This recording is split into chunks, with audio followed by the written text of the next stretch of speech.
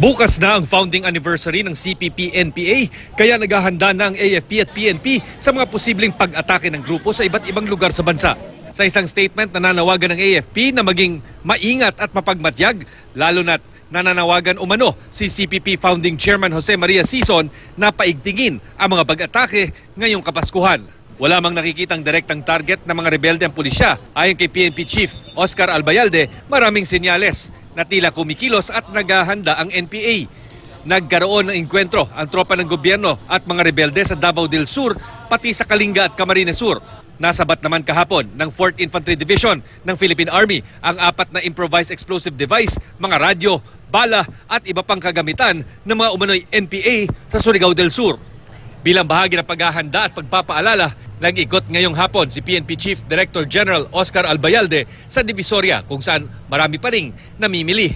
Matagal na tayong nakahanda dyan. Even a few weeks ago, meron na tayong ilang reminders sa ating mga commanders on the ground to be always on alert. Sabi naman ni CPP Founding Chairman Jose Maria Sison, hindi dapat sa kanila matakot ang taong bayan.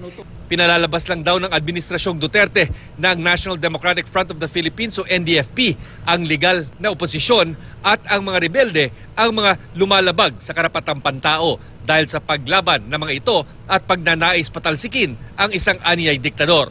Sinusubukan pa ng GMA News na makuha ang panig ng palasyo sa sinabi ni Sison. Wala mang direktang banta sa kamay nilaan. Ayaw pa kasiguro ng PNP. Kagabi nag-ikot sa mga transport terminal si QCPD Chief Joselito Esquivel para tingnan ang mga preparasyon sa seguridad.